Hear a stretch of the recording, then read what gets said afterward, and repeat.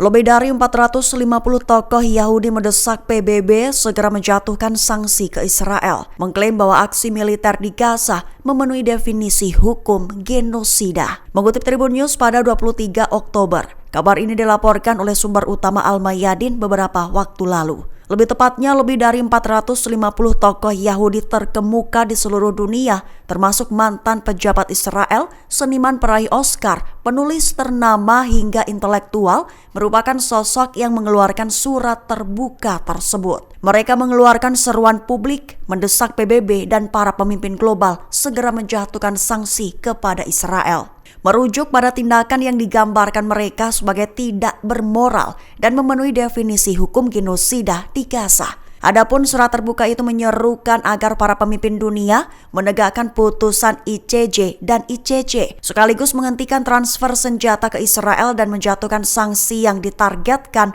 juga memastikan akses kemanusiaan ke Gaza, serta menolak upaya untuk membungkam kritik terhadap Israel sebagai antisemitisme. Deir al-Balah dikabarkan telah menjadi kuburan massal tahanan Palestina yang baru dikembalikan oleh Israel. Mereka mengaku telah mendapati tanda-tanda penyiksaan disengaja dan eksekusi di tubuh para tahanan.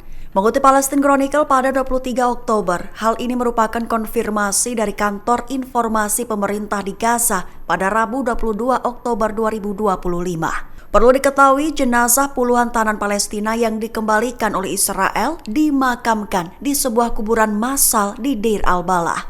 Pihak berwenang mengonfirmasi bahwa banyak tahanan telah mengalami penyiksaan dan penganiayaan berat, termasuk dieksekusi dengan cara digantung atau ditembak dari jarak dekat yang menunjukkan adanya eksekusi lapangan yang disengaja. Diungkap oleh pihak forensik, banyak jenazah yang tidak dapat diidentifikasi karena mutilasi dan hilangnya ciri-ciri mereka akibat penyiksaan, sehingga pihak berwenang mendesak adanya penyelidikan internasional atas pelanggaran tersebut, sekaligus meminta pertanggungjawaban mereka yang bertanggung jawab atas kejahatan ini.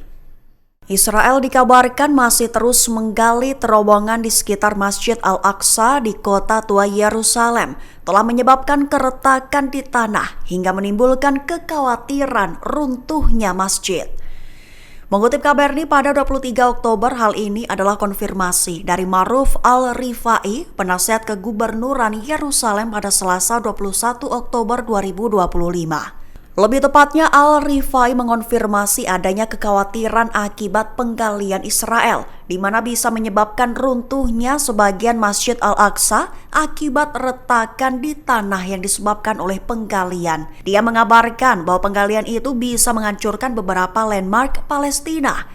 Lebih dari itu, dia menyatakan bahwa penggalian terowongan itu bertujuan untuk memaksakan kontrol Israel atas tempat-tempat suci di Yerusalem. Menekankan bahwa penggalian itu merupakan bagian dari proyek politik jangka panjang Israel, sebuah langkah yang menimbulkan kekhawatiran tentang masa depan kota suci tersebut dan identitas Palestina di dalamnya.